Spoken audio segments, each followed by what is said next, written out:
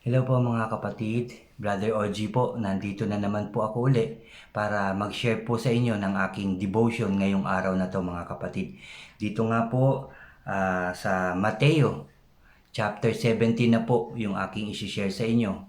Verse 1 hanggang verse 26 po ang aking isi-share sa inyo ngayong araw na to. Pero kagaya po ng dati, bago po tayo mag-umpisa, tayo po ay mananalangin. Samahan niyo po ulit ako, magsiyoko po tayo. Aming Diyos na makapangyarihan sa lahat, maraming salamat po sa araw na to dahil Lord makakapagbasa, makakapag-aral, makakarinig na naman kami ng inyong mga makapangyarihan salita o Diyos. Lord, samahan mo po kami, gabayan at turuan Lord at buksan ang aming mga puso't isipan upang ang iyong mga salita ay maitatak sa kailaliman ng aming mga puso o Diyos.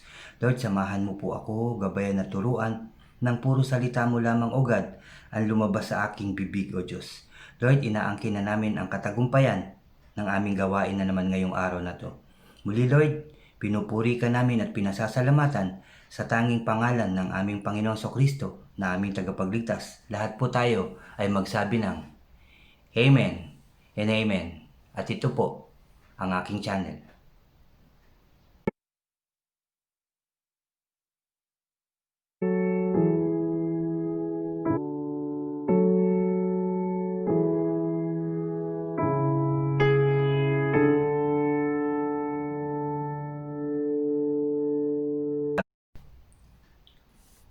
Hello po mga kapatid, Brother OG po. Mag-share na naman po ulit ako no, sa inyo, pasensya na.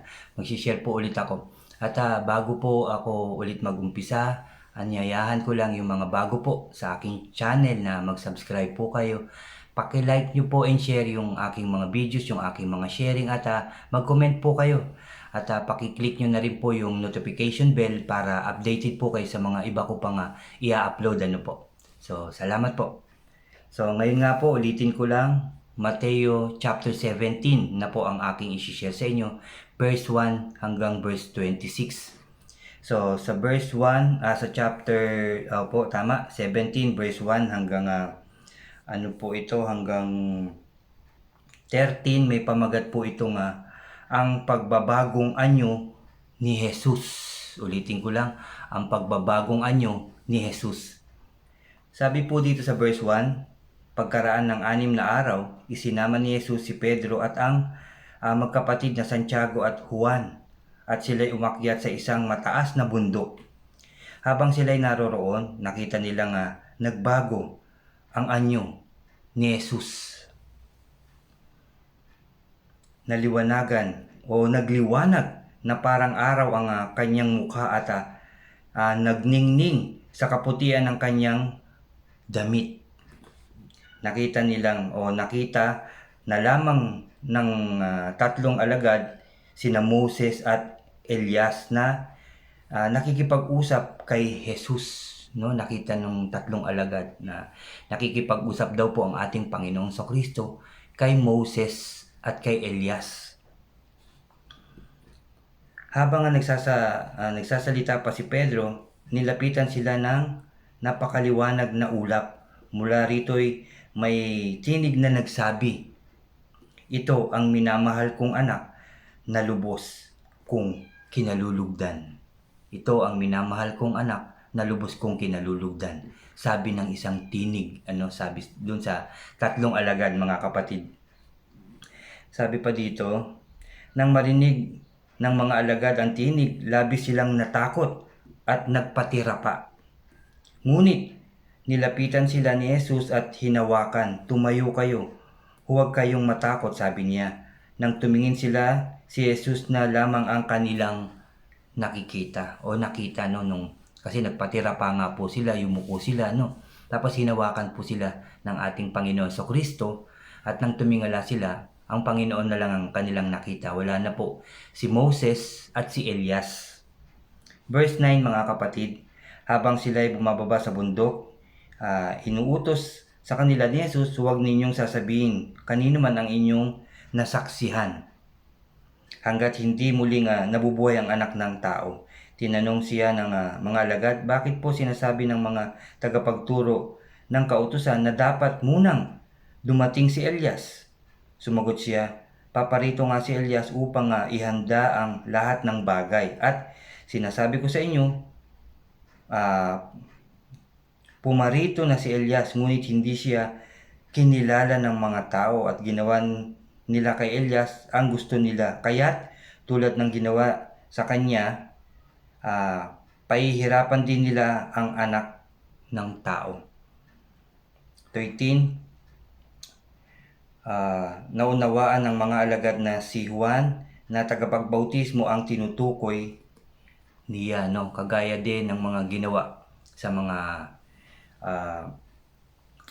apostol, mga ganyan, mga kapatid, ay pinahirapan din at sinabi rin ng ating Panginoong Jesucristo na siya din ay papahirapan na kagaya nila. Verse 14 mga kapatid hanggang 22 hanggang 23. May pamagat po itong pinagaling ni Jesus ang batang sinasaniban ng demonyo. Naulitin ko lang to, verse 14 hanggang 23. Pinagaling ni Jesus ang batang sinasaniban ng demonyo. Nang sila magbalik, napakaraming tao ang kanilang nadatnan. Lumapit kay Jesus ang isang lalaki at lumuhod ito sa harap niya at sinabi, Ginoo, maawa po kayo sa anak ko. Siya po may epilepsiya at lubhang nahihirapan kapag sinusumpong. Madalas po siyang mabuwal sa apoy o kaya mahulog sa tubig. Dinala ko po siya sa inyong mga alagad, ngunit siya hindi nila mapagaling. Sumagot si Jesus, lahing napakasama at walang pananampalataya, hanggang kailan ako dapat manatiling kasama ninyo? Hanggang kailan ko kayo pagtitiisan? Dahil dalhin ninyo rito ang bata. Inutusan ni Jesus ang demonyo na lumabas sa bata at ang batay gumaling agad. No? Sabi ng ating Panginoong Jesucristo sa kanyang mga alagad, no? Hanggang kailan siya nandito? Hanggang kailan magtitiis? Na nandyan siya, no? Hanggat kailan niya babantayan yung mga kanyang alagad para talagang yung pananampalataya ay mabuo, maging matindi, maging totoo ang pananampalataya. 19 mga kapatid, pagkatapos lumapit ang mga alagad at tinanong si Jesus nang wala na ang ibang nakakarinig, bakit po hindi namin mapalayas ang demonyo? No, nagtanong yung mga alagad, bakit po hindi namin mapalayas yung demonyo? Sumagot siya, dahil sa maliit ang inyong pananampalataya. Tandaan ninyo, kung kayo'y may pananampalataya sa Diyos na sinlaki ng buto ng mustasa, maaari ninyong sabihin sa bundok na ito, lumipat ka roon at ito'y lilipat nga. Tunay na walang bagay na hindi ninyo magagawa. Diba po, sabi po yan ng ating Panginoon Jesucristo sa pamamagitan ng ating pananampalataya. Magagawa po natin ang lahat, no? Kaya nating gawin, kaya nating magtagumpay. Anuman na kasinlaki man ng bundok ang ating mga suliranin o pagsubok, kaya natin yan mapagtagumpayan o mapawala sa pamamagitan ng ating pananampalataya sa ating Diyos, sa pananampalataya sa ating Panginoong Jesucristo. Totoo po yan, walang imposible sa ating Diyos at walang imposible rin na hindi natin makaya, kapatid, sa pananampalataya. Yung totoong faith ang kailangan natin. Amen. Verse 24, verse 22 hanggang 26 na po mga kapatid. Meron pa pala po, ito pang 22, sabi dito, may pamagat po itong muling binanggit ni Jesus ang kanyang kamatayan at muling pagkabuhay. Sa 22 po ito hanggang 23. Nang magkatipon sa Galilea ang mga alagad, sinabi sa kanila ni Jesus, ang anak ng tao ay pagtataksilan at papatayin, ngunit siya'y muling mabubuhay sa ikatlong araw, at sila'y lubhang nalungkot. No? Nalungkot ang mga tao. No? Yung mga alagad nang sinabi niya na siya ay pagtataksilan at mamamatay Sabi niya. Ulitin ko lang, 22. Nang magkatipon sa Galilea ang mga alagad, sinabi sa kanila ni Jesus, ang anak ng tao ay pagtataksilan at papatayin, ngunit siya ay muling bubuhayin sa ikatlong araw at sila'y lubhang nalungkot. Ano mga kapatid? Kaya sa ating mga puso, hindi na tayo dapat malungkot dahil buhay na buhay ang ating Panginoong Jesucristo sa ating mga puso. Di ba po mga kapatid? Amen po. At ito nga po, verse 24 hanggang 26, may pamagad po itong pagbabayad ng buwis para sa templo, no? Sabi po dito mga kapatid, pagdating nila sa Capernaum, lumapit kay Pedro ang mga maniningil ng buwis para sa templo. Nagbabayad ba ng buwis para sa templo ang inyong guro? Tanong nila. Opo, sagot ni Pedro. Nang pumasok siya sa bahay, tinanong siya ni Jesus, ano sa palagay mo, Simon, sino ang dapat magbayad ng buwis sa hari ng isang bansa? Ang mga mamamayan ba o ang mga dayuhan? Sabi dito, ang mga dayuhan po. Tugon ni Pedro. Sinabi ni Jesus, kung gayon, hindi dapat magbayad ang mga mamamayan. Gayunman, para wala silang masabi sa atin, pumunta ka sa lawa at mamingwit ka. Kunin mo ang unang isda, mahuli mo, ibuka mo ang bibig niyon at may makikita kang isang malaking salaping pilak. Kunin mo iyon at ibayad mo para sa buwis nating dalawa, no? Kahit ang ating Panginoon Kristo ay kailangan magbayad, ano mga kapatid, no? Para wala na lang daw gulo, siya po ay magbabayad ng buwis. Amen, ano? Napakaiksi mga kapatid, pero siksik sa laman yung ating siksik sa katuruan, no? Ang ating nabasa na naman ngayong araw na to mga kapatid. Una, ang pagbabagong anyo ni Jesus. Pangalawa, pinagaling ni Jesus ang batang sinasaniban ng demonyo. At pangatlo, muling binanggit ni Jesus ang kanyang kamatayan. At pang-apat, ang pagbabayad ng buwis para sa templo, no mga kapatid. So, ang ano lang po dito para sa akin lang, no, yung ang sinasabi na naman ng ating Panginoon Kristo, yung tunay nating pananampalataya. Kagaya rin ng isang pag-aaral o isang sharing ko sa inyo mga kapatid, ang tinitingnan ng ating Diyos ay yung ating mga puso, no? Hindi yung panlabas, hindi yung kayamanan, hindi yung kagandahan o kapugian o yung gara ng iyong tahanan o dami ng iyong mga sasakyan o anuman, kundi yung kalinisan ng iyong puso, yung totoong puso, yung totoong pananampalataya, yung totoong pagtitiwala, pagmamahal, pagsamba sa ating Diyos na buhay. Yun po ang tinitignan sa atin ng ating Diyos, mga kapatid. Kaya sabi nga po, ulitin ko lang ng ating Panginoon Kristo, walang imposible. Kung yung ating pananampalataya ay totoo at buo, walang imposible. Lahat kakayanin natin. Lahat, gaano man kalaki, kasi laki man yan ng bundok, ang ating pagsubok o suliranin, lahat yan ay mapapagtagumpayan natin dahil sa ating pananampalataya sa ating Diyos na buhay. Amen and amen. So mga kapatid, samahan niyo po ako at tayo po muli ay lalapit sa ating Diyos na buhay. Nakikinig po siya ngayon mga kapatid. Tayo po ay lalapit. Yes Lord, Father God in heaven, una sa lahat maraming salamat po sa iyong mga salita na aming narinig na naman ngayong araw na to, Father God. Salamat sa mga narinig namin na pag-aralan, nabasa at natutunan na naman, Father God. Salamat sa iyong mga katuruan. Salamat sa iyong mga makapangyarihan salita, Father God, na tinuturo mo sa amin na maging totoo ang aming pananampalataya sa iyo. Yung buo, Father God.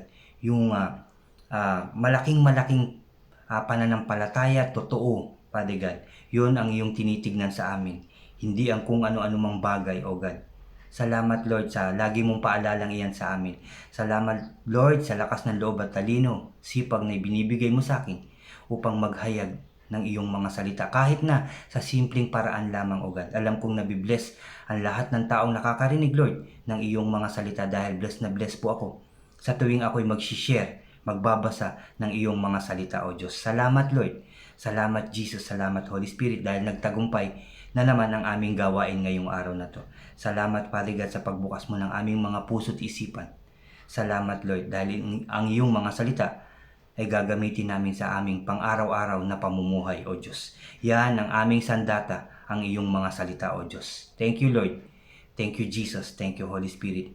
We pray din, Father God, ang aming mga mahal sa buhay, saan man sila nandun, ang aming mga kapatid sa pananampalataya, mga pastors and bishops, leaders na totoong naglilingkod sa iyo, Father God.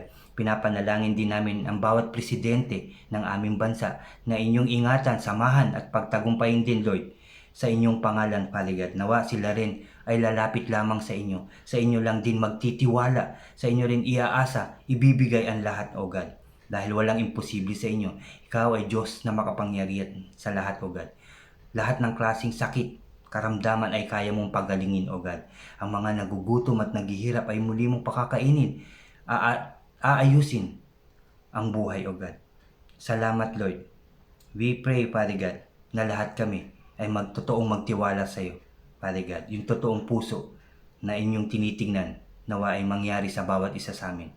Lord, inaangkin na namin, Lord, ang katagumpayan ng aming mga panalangin dahil ito'y inyong narinig na, O God, at ipagkakaloob na sa bawat isa sa amin. In Jesus' name, O God, in Jesus' name. And Lord, please always bless us all and guide us all, O God. Lord, binabahiran ko na ng banal na dugo ng aming Panginoon Kristo ang aming mga buhay, ang buhay ng aming pamilya, mga mahal sa buhay. Lord, ganoon na rin ang buong mundo, Father God. Binabahiran ko na ng banal na dugo ng aming Panginoon Kristo. Salamat po muli, Lord. Salamat, Jesus. Salamat, Holy Spirit. Muli, Lord, pinupuri ka namin, pinasasalamatan, sinasamba at dinadakila, O Diyos. Sa tanging pangalan ng aming Panginoon Kristo, lahat po tayo, mga kapatid, ay magsabi ng Amen, and Amen, and Amen. Salamat po muli, mga kapatid. Salamat po sa inyo. Salamat at mag-iingat po kayo palagi, at mabuhay po tayong lahat. God bless po sa ating lahat. Salamat po.